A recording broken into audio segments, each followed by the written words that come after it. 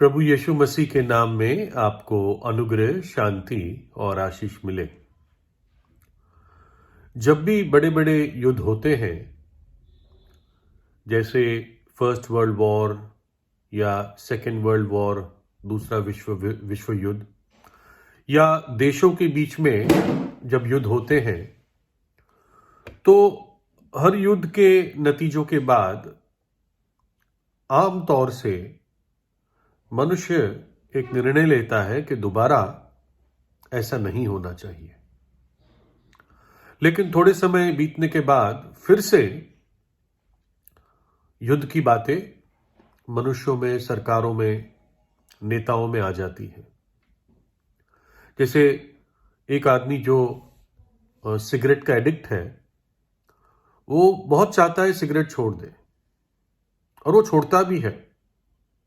छोड़ता है, कुछ दिनों बाद जब उसको लगता है कि जीवन में मजा नहीं आ रहा है, तो वो फिर शुरू कर देता है, क्योंकि एकदम उसका नुकसान दिखता नहीं है।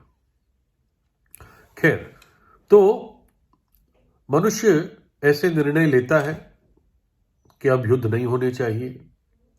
जो संयुक्त राष्ट्र है, यूनाइटेड नेशंस, ये इसलिए बनाया गया था कि दुनिया में शांति हो, देश देशों के बीच में शांति हो और युद्ध ना हो।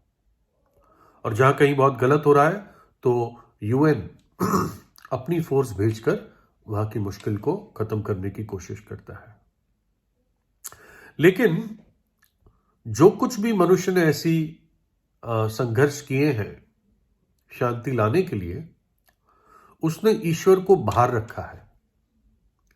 परमेश्वर को और सृष्टिकर्ता को बाहर रखकर अपनी सामर्थ्य से, अपनी ताकत से शांति लाने की कोशिश की है। और लोग ये भी एहसास करते हैं कि ये सिर्फ एक शारीरिक युद्ध नहीं है, सिर्फ जमीन के लिए या दो देशों के बीच में दुश्मनी है इसलिए युद्ध होते हैं, ऐसा नहीं है। कोई और गहरा कार्य है। और टाइम मैगजीन में पुराने समय में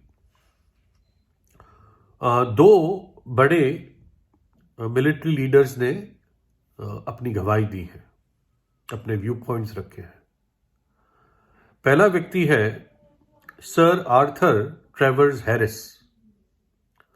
ये रॉयल एयरफोर्स जो इंग्लैंड का था, उसके मार्शल थे, एक तौर से कह सकते उसके कमांडर थे। और इनको लोग आमतौर से बॉम्बर हैरिस कहते थे। Bomber Harris. बॉम्बर क्यों? बॉम्बर शब्द बॉम्ब से आता है।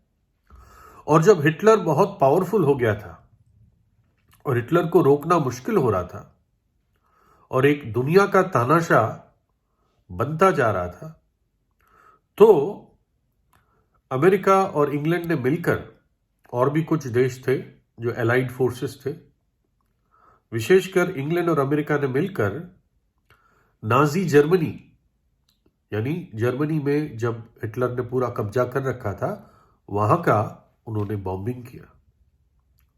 बॉम्बिंग करना पड़ा बहुत कायदे से, क्योंकि हिटलर बहुत ज्यादा फैल रहा था और बहुत ज्यादा क्रूर और खूनी आदमी था। बहुत खूनी आदमी था, जैसे कह सकते हैं शैतान शरीर में आ गया हो। तो ये एक व्यक्ति थे बॉम्बर हैरिस, और इन्होंने अपने एक इंटरव्यू में या आर्टिकल में कहा, उस समय यानी 1935-40 के आसपास, उन्होंने कहा कि अब अगर एक चलती हुई मिसाइल के साथ एटॉमिक बॉम्ब लगाया जाए तो सोच नहीं सकते कि क्या कुछ और कितना कुछ नुकसान हो सकता है। उसके समय उसने एटॉमिक बॉम्ब कहा, आज और उससे भयंकर बॉम्ब्स हैं। तो कहता है कि पूरी दुनिया आज ऐसे वेपन्स, ऐसे हथियारों को पर हाथ लगा सकती है, और है भी। और उसने कहा कि युद्ध तो चलते ही रहेंगे जब तक मनुष्य के हृदय में बदलाव नहीं आएगा और मुझे इसके कोई चिन्ह नहीं दिखते। ये बॉम्बर हैरिस ने कहा। मिलिट्री के लोग आपको मालूम है टफ लोग होते हैं, ज्यादा भावुक होने वालों में से नहीं होते हैं। उसने कहा जब तक मनुष्य के मन में या हृदय में बदलाव नहीं आएगा युद्ध चलते रहेंगे और मुझे उसके कोई भी आसार नजर नहीं आ रहे। तो ये तो थे बॉम्बर हैरिस। दूसरे थे अमेरिका के जनरल मैकार्थर, और इन्होंने कहा, यह भी उसी टाइम का था, सेकेंड वर्ल्ड वॉर के बाद का टाइम या उस समय का टाइम, और ये साउथ पैसिफिक समुद्र के इलाके को संभाल रहे थे, क्योंकि जापान भी काफी उग्रवादी टाइप हो रहा था। तो आखिर में जापान ने सरेंडर किया और जनरल मैकार्थर ने यह कहा कि सेनाओं ने आपस में हाथ जोड़ा, मतलब हाथ मिला लिए, और जो ताकतें थी उनमें सही संतुलन लाए कि सब मिलकर इन खूनी दुश्मनों को रोक सके। देशों ने अग्रीमेंट्स किए, लेकिन सब कुछ फेल होता हुआ दिखा।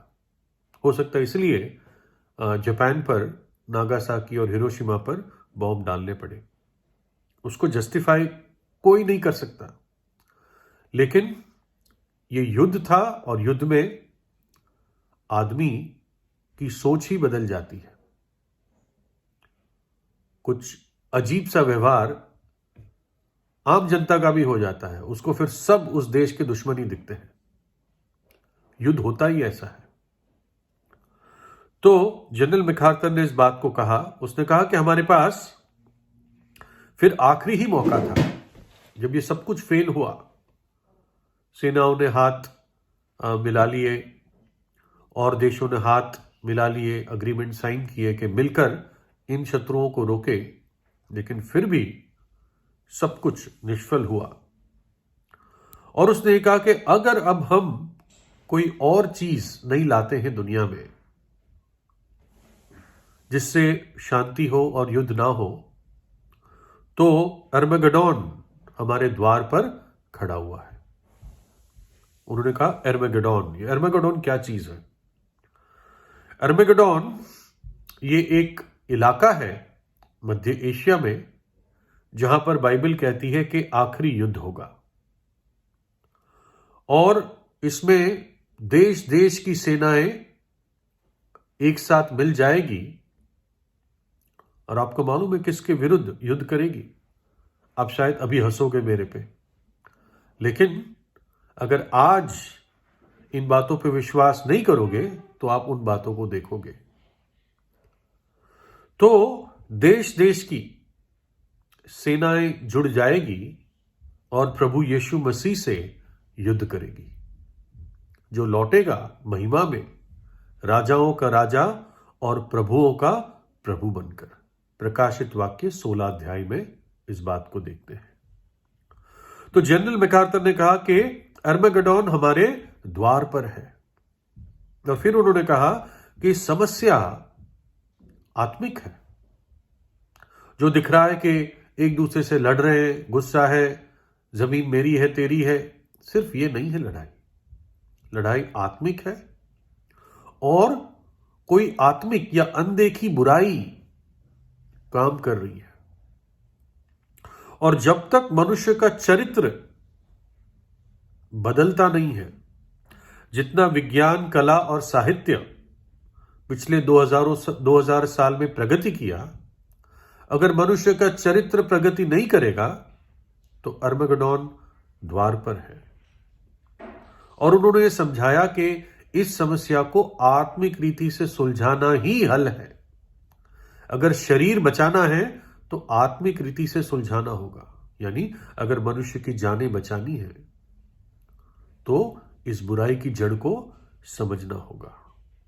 तो ये दो बड़े मिलिट्री कमांडर्स रहे, हीरोज रहे, और एक ने कहा कि समस्या मनुष्य के दिल में है, और दूसरे ने कहा समस्या एक आत्मिक बुराई है जो आंखों से नहीं दिखती। और इनके ऐसे बयानों से बाइबल की दो सत्य सामने आते हैं। पहला तो कि मनुष्य का हृदय बहुत बुरा है, उसमें असाध्य रोग लगा है। और दूसरा कि मनुष्य को नया जन्म पाना अवश्य है, उसको नया होना है ना?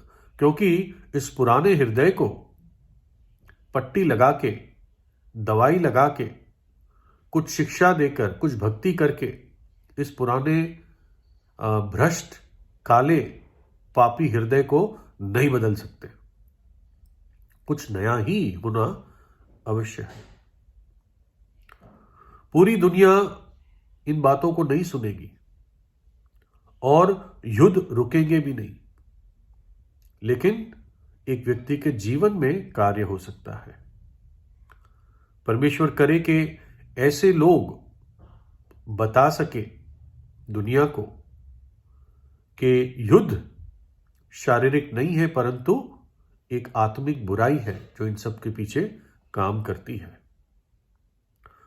रोमियो 1:16 में लिखा है, क्योंकि मैं सुसमाचार से नहीं लजाता, इसलिए कि वे हर एक विश्वास करने वाले के लिए, पहले तो यहूदी फिर यूनानी के लिए उद्धार के निमित्त परमेश्वर की सामर्थ है।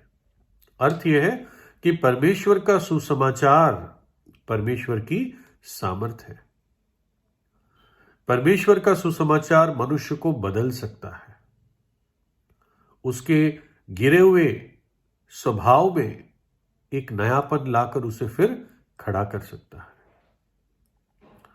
एक दिन आएगा जब प्रभु यीशु दोबारा आएगा, राजाओं के राजा की तरह। लिखा है यशाया 2:4 में, वह जाति जाति का न्याय करेगा और देश देश के लोगों के झगड़ों को मिटाएगा, और वे अपनी तलवारें पीट कर हल के फाल और अपने भालों को हंसिया बनाएंगे। तब एक जाति दूसरी जाति के विरुद्ध फिर तलवार ना चलाएगी, ना लोग भविष्य में युद्ध की विद्या सीखेंगे। एक समय आएगा जब युद्ध के हथियार किसानी के लिए उपयोग होंगे, और वो समय तब आएगा जब प्रभु यीशु लौट कर आएगा, जब इस दुनिया का न्याय होगा। जो संयुक्त राष्ट्र का बिल्डिंग है न्यूयॉर्क में, उसके बाहर यही वचन लिखे हुए हैं, लेकिन क्या पूरे हुए? नहीं। युद्ध तो हमेशा होते रहे, आज भी कहीं ना कहीं युद्ध हो रहा है किसी दो देशों के बीच में, लेकिन ये काम आपके हृदय में हो सकता है ना? जिस हृदय में युद्ध है, जिस हृदय में क्रोध है, जिस हृदय में बुराई है, जिस हृदय में पाप है, जिस हृदय में हत्या है, ईर्ष्या है, औरों को श्राप देने वाली बात है, ये रुक सकता है। प्रभु यीशु रोक सकता है जब आप उसको अपने हृदय में बुलाएं, क्योंकि वही है जिसके अंदर सामर्थ है आपको नया करने के लिए। प्रभु यीशु ने क्रूस पर अपने प्राण दे दिए, अपना पवित्र लहू बहा दिया, ताकि जो कोई पश्चाताप करके प्रभु यीशु पर विश्वास करता है वो नाश नहीं होगा परंतु अनंत जीवन पाएगा। जब उस जीवित प्रभु यीशु को, जो मृतकों में से जी उठा, आप अपने हृदय में विश्वास से बुलाते हैं तो अद्भुत शांति आपके हृदय में शुरू होती है। परमेश्वर एक नया मन देता है, नया हृदय देता है, क्योंकि लिखा है उसका जो शीर्षक है शांति का राजकुमार, यशाया 9:6, शांति का राजकुमार। और इस दुनिया में तब तक शांति नहीं आ सकती जब तक शांति के राजकुमार को दुनिया ग्रहण न करे, लेकिन आपके हृदय और जीवन में आ सकता है जब शांति का राजकुमार को आप हृदय में बुलाते हैं। जब तक पाप है तब तक अशांति है। प्रभु यीशु ने अपना लहू इसलिए बहाया ताकि जब आप विश्वास करें, पश्चाताप करें, तो आपका पाप धुलकर दूर हो जाए। तब अपने आप अद्भुत शांति आती है। चाहे परिस्थितियां कितनी भी मुश्किल हो, फिर भी परमेश्वर आपके हृदय को अपनी शांति से भर देता है। प्रभु यीशु से प्रार्थना कीजिए। प्रभु यीशु आपको आशीष दे।